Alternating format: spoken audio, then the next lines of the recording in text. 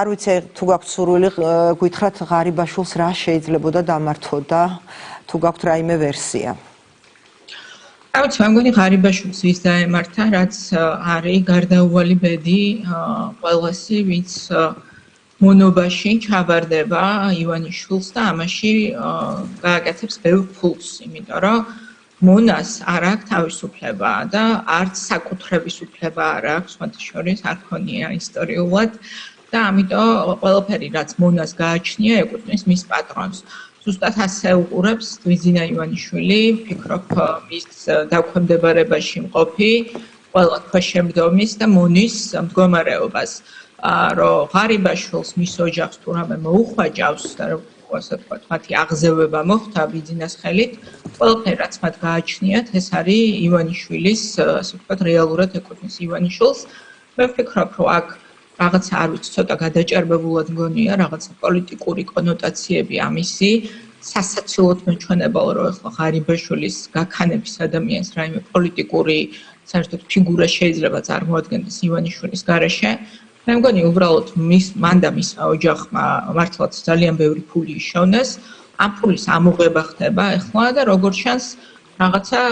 ღარიბაშვილს სხვა შეთანხმება ეგონა რომ ქონდა რომ რაღაცა არ ვიცი სხვა თანხას დათანხმდებოდნენ და სხვა პირობებს დათანხმდებოდნენ და გაცილებით მეც თხოვენ ვიდრე ეგონა მე მგონია რომ საერთოდ ივანიშვილს მე რამდენადაც ვიცი ესეთი დაუნდობლობა ახასიათებს და ალბათ ბოლომდე ცდილობს რომ უკანასკნელ თეთრამდე წაართვას ყველაფერი რაც კი რამე უშოვნიათ იმიტომ რომ ივანიშვილს მიაჩნია რომ ეს მას ეკუთვნის რეალურად და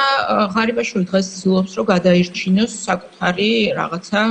ინტერესები და საკუთარი თავი მე არაფერი მოლოდინი არ მაქვს რაიმე პოლიტიკურ კონოტაციებს რაც შეეხება ამ საქმეს უბრალოდ კიდევ ერთხელ გარეთ გამოვა ალბათ ბევრი სიბინძურე თუმცა რაღაცა მგონია რომ ამასაც ვერ გაბედავს ღარიბაშვილი რაღაც დიდი მოლოდინები არ მაქვს ეს არის კლანებს შორის დაპირისპირება ერთმა კლანმა დაამარცხა მეორე კლანი ეხლა ეს სხვა კლანი შეულობს ფულს ამასობაში ხალხი ღატაკდება ხალხი არის უმძიმეს მდგომარეობაში და ბიზინა ივანიშვილის კარზე იყოფენ ნაძარს ხალხის ჯიბიდან მოპარულ ფულს ეს ხდება მე მგონი დღეს და ეს ყველაფერი მხოლოდ კიდევ ერთი შეხსენება უნდა იყოს ჩვენთვის რომ ივანიშვილი ყველა თავისი მონით უნდა დასრულდეს ამ ქვეყანაში თუ ჩვენ ხო საინტერესო არ ვიცი ერთი დღე რატომ აიღო ღარიბაშვილმა წერილია ძალიან დიდი და ვერ დაამთავრა დღეისთვის თუ დრო მისცა ივანიშვილს რომ რაიმე ქმედება აშანტაჟებს რომ თავი დაანებონ მისთვის რაც წაიღეს ეყოთ და მეტი აღარ წაართმან მის ოჯახს ჩემი აზრით აშანტაჟებს ეუბნება რომ თუ არა რაღაცას ვიტყვისეთ რა შეიძლება დაგაზიანოს კი ბატონო ფაქტია ნებისმიერ შემთხვევაში ფაქტია რომ ივანიშვილის რაღაცა შიდა ძალაუფლებაში ვერ არის მთლად ყველაფერი კარგად ხო ანუ მიუხედავად იმისა რომ დღეს არც ოპოზიცია გამოიყურება ძლიერად არც პროტესტი გამოიყურება ძლიერად და თითქოს ივანიშვილმა ძალაუფლება შეინარჩუნა მაინც რაღაც პრობლემები სულ აქვს მას არ აღიქვამთ თქვენ ასე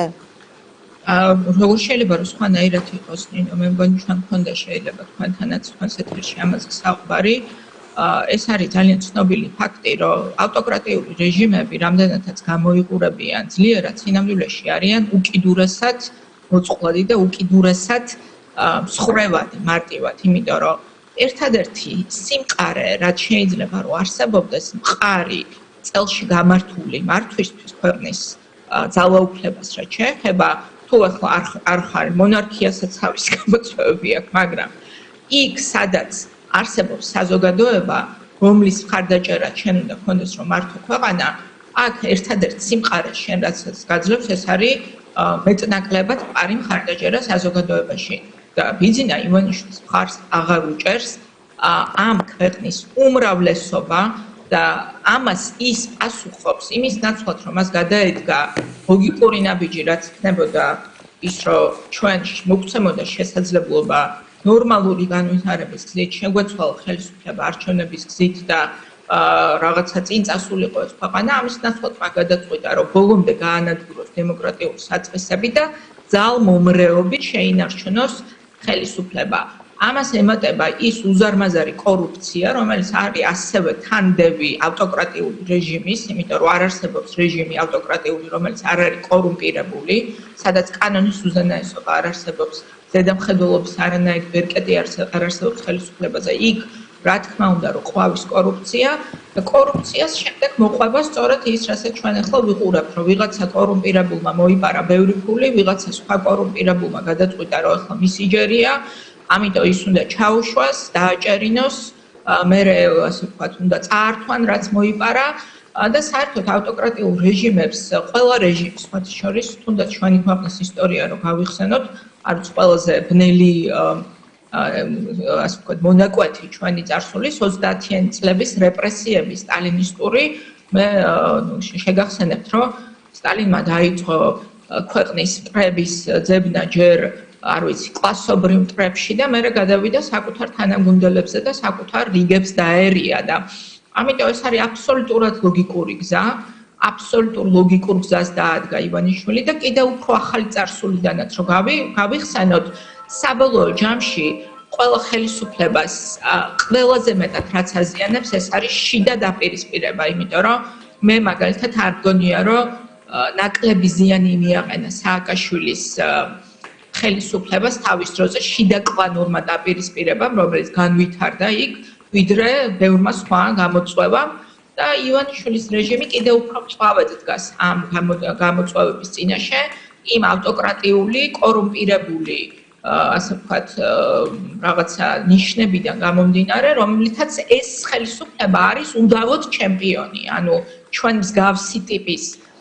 ხელისუფლება დამოუკიდებლობის აღდგენის დღიდან არ ყოლია და ამას ემატება საერთაშორისო იზოლაცია, რომელიც რა თქმა უნდა ასევე არის მათთვის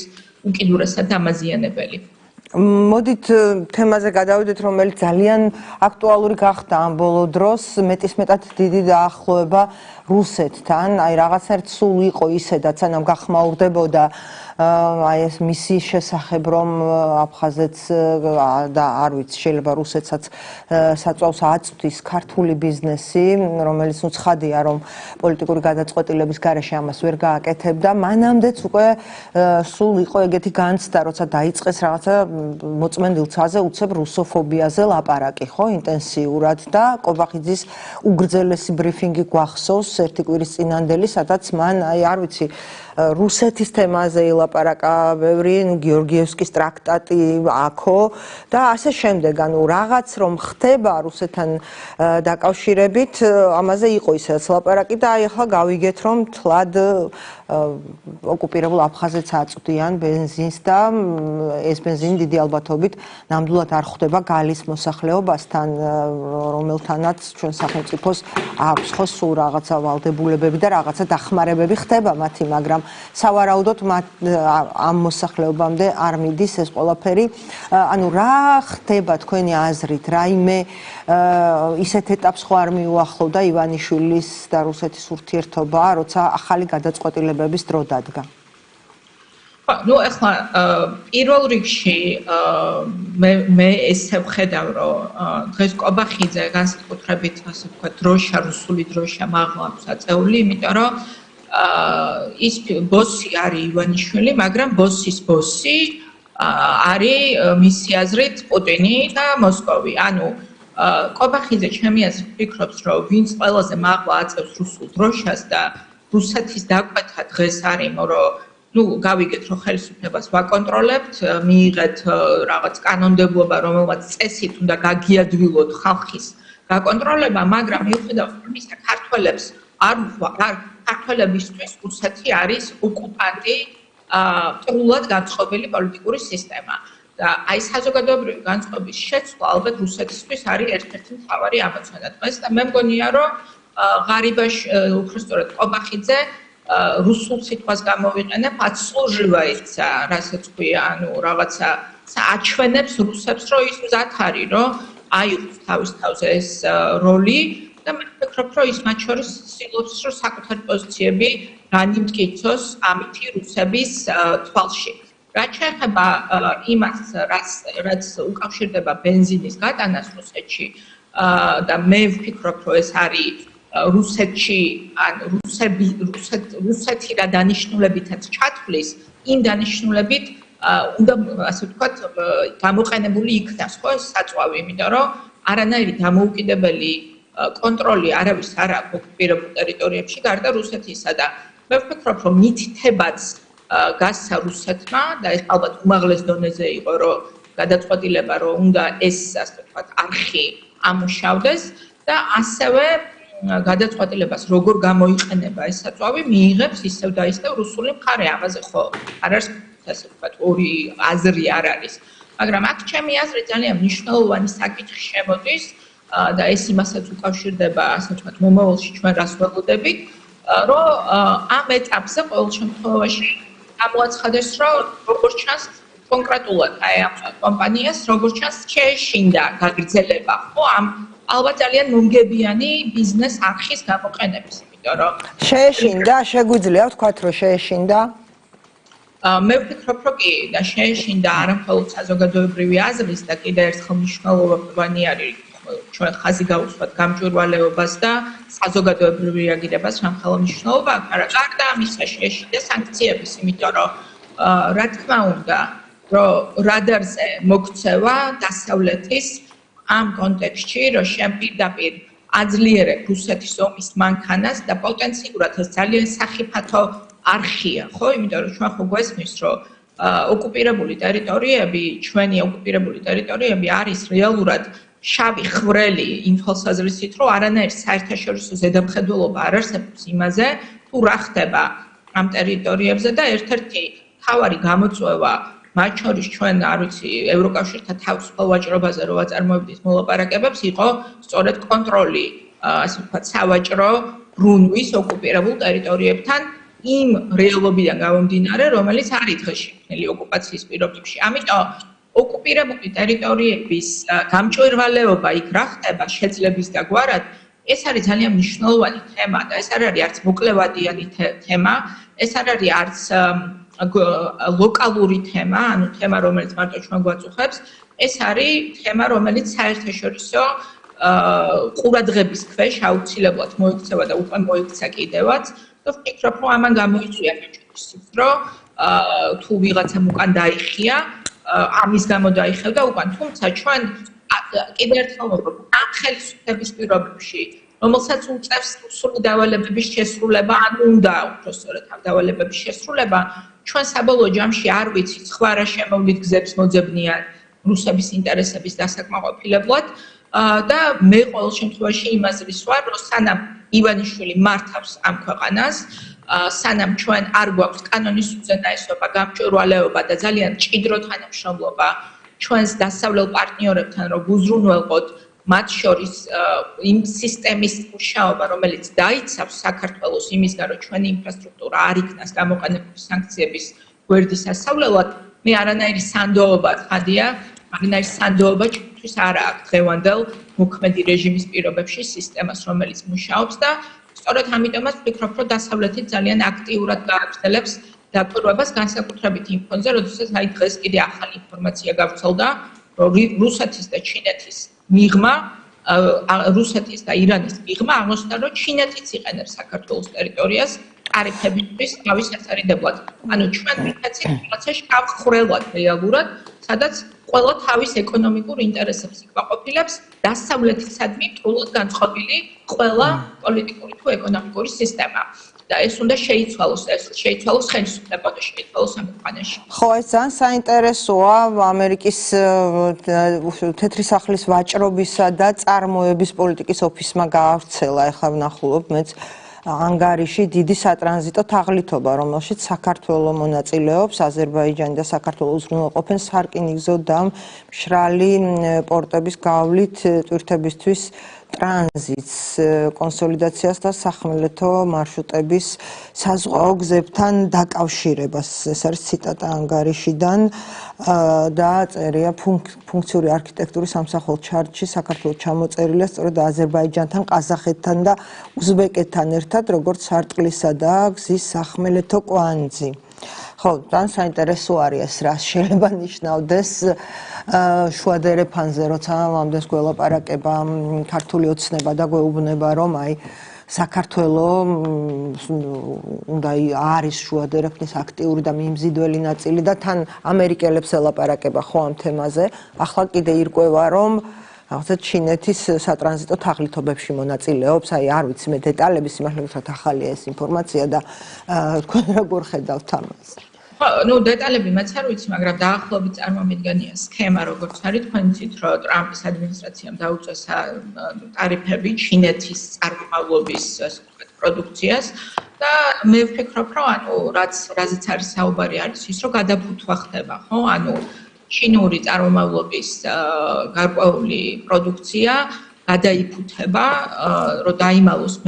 მისი რეალური წარმომავლობა და შევიდეს მაგალითად ამერიკულ ბაზარზე, არა როგორც ჩინური წარმომავლობის, არამედ მაგალითად საქართველოში, ასე ვთქვათ, დამზადებული თუ საქართველო იყოს მისი წარმომავლობის გეოგრაფიული დანიშნულება, რომ სხვა სატარიფო განაკვეთს დაექვემდებაროს და ამითი გაზარდოს საკუთარი მოგება იმ ჩინურმა კომპანიამ, რომელიც მსგავს სქემას ამუშავებს. და ესეთი სქემა შეიძლება ამუშავო იმ შემთხვევაში, როდესაც ქვეყანაში არ არსებობს კანონის უზენაესობა, როდესაც ქვეყანაში არის კორუფცია, და ცხადია და ეს რომ ამ ქვეყანაში კორუფცია რო ყვავის, ესე იგი გასაოცარი არის ჩვენ, რასაც ვისმენთ, რომ თურმე სუსის ხელმძღვანელის კაბინეტში, ესე იგი ჩემოდნებით მიქონდათ ფული ბიზნესებს და ოღონდ არავინ არ გვეუბნება, ესე იგი ძალიან საინტერესოა, რომელი ბიზნესები იხდიდნენ ამ გადასახადებს და საინტერესო ამ არაფორმალურ, ასე ვთქვათ, ხარკს ვინ იხდიდა და ამ ბიზნესების წინააღმდეგ არის დაწყებული გამოძიება, იმიტომ რომ ქრთამის მიცემა ისევე ისჯება კანონით, როგორც ქრთამის აღება და აი ამ უკიდეგანო კორუფციულ ჭაობში, რომელიც არის დღეს საქართველოს უკიდეგანო ღრმა კორუფციული ჭაობი, ოღონდ სხვანაირი სტრუქტურის, ხო? იმიტომ რომ ახლა შევარდნაძის დროსაც იყო ყვაოდა კორუფცია, მაგრამ ეს იყო წვრილი, მათ შორის რაღაც მოქალაქე ყოველდღე აწყდებოდა ისეთი დონის რაღაცა კორუფცია. დღეს არის სხვა მასშტაბის სახელმწიფო უზარმაზარი კორუფცია. ამ კორუფციის პირობებში ცხადია, რომ ქვეყანაში ვერანაირი ნორმალური ეკონომიკური საქმიანობა ვერ განხორციელდება და ერთადერთი ვისთვისაც არის იმზიდველი ესეთი გარემო, ეს არის რა თქმა უნდა ის ხალხი, რომელსაც ან უნდა კრიპტობიზნესის მუშაობა, რომლითაც თავს აარიდებს ირანი ან რუსეთი სანქციებს, ან უნდა კოლ-ცენტრების მუშაობა, რომლითაც გაძარცვავს ევროპელ პენსიონერებს, ან უნდა ჩინურ კომპანიას, რომელსაც უნდა რომ მოატყუოს ასე ვთქვათ, ამერიკული სისტემა და შეასაღოს დაბალ ტარიფებში გაიტანოს საკუთარი პროდუქცია ამერიკულ ბაზარზე, თაღლითების, ასე ვთქვათ, თაღლითური ეკონომიკური ზონა გახდა საქართველოს ბიძინა ივანიშვილის ხელში, იმიტომ რომ თავად არის თვითონ მსგავსი წარმომავლობის, არანაირი სხვა საქმე ამ კაცმა არ იცის, არც არასდროს არ ცოდნია და რაც ის იმას აკეთებს. სალომე, ბოლოს ეკონომიკური ზონად გადააქცია ივანიშვილმა. ბოლოს მინდა გკითხოთ ასეთი რამ, რაც თქვენ ბრძანეთ, აი რაც ჩამოთვალეთ მისი ეგრეთ წოდებული ეკონომიკური საქმიანობა ივანიშვილის ხელისუფლების, ხო? ყველა მათგანზე არის ხოლმე დასავლეთიდან რეაგირება და იქნება, ეს იქნება კოლ-ცენტრები, სხვა ტიპის, არ ვიცი, რაღაცები შეიძლება დახურულ წრეებშიც ხდება ამაზე დალაპარაკება და ჩანს ხოლმე რომ ოცნება რაღაცებს მე თითქოს ებრძვის, ხო? ეს იქნება კრიპტო პლატფორმები, ფულის საეჭვო გადარიცხვები ამ პლატფორმებით, თუ ასე შემდეგ, მათ შორის ყულევის ნავთობ ქარხანა და რუსული ნავთობის შემოტანა აქ. მათ შორის ოკუპირებულ აფხაზეთში საწვავის შეტანა შესაძლოა საზოგადოებრივმა აზრმა იქონია გავლენა, მაგრამ კიდე უფრო დიდი გავლენა რატომღაც ეჭვი მაქვს იქონია დასავლეთის შიშმა იმ თვალსაზრისით რომ დასავლეთის პრობლემას არ წარმოადგენს თანამგზავრიდან დაადგინოს საწავი და ეს საწვავი, ხო? რაღაცა უწვრილეს დეტალებამდე შეიძლება გარკვევა ეს მანქანები რომ შევიდა იქ სატვირთო მანქანები მე სად წავიდა სად ჩამოიცალა და სად გააგრძელა გზა სავარაუდოდ ამის შეეშინდა ხო ანუ ასეთი კითხვა მექნება ივანიშვილი ახლა არ ვიცი 2 ცეცხლ შუა არის თუ ხან ვამბობ ხოლმე 4 ცეცხლ შუა არის მაგრამ ნახეთ რუსეთის მხრიდან აშკარად ჩანს ზეწოლა ღიადაც ამბობენ რუსები რომ აი მეტი გვინდა მეტი ურთიერთობა რაზეც თქვენ წამოხვალთ ჩვენ ყველაფერი გვინდა ხო და იკითხება რომ რაღაცას თხოვენ ახლა კიდე ივანიშვილს მაგრამ მეორეს მხრივ რაც არ უნდა თავი მოიგიჟიანონ ძალიან ცხადად ჩანს რომ დასავლეთის მას ეშინია ხო და რეაგირებს რეალურ საფრთხეებზე რეალური სანქციების საფრთხეებზე როგორ ფიქრობთ აი რა არგუმენტები აქვს მას იმისთვის რომ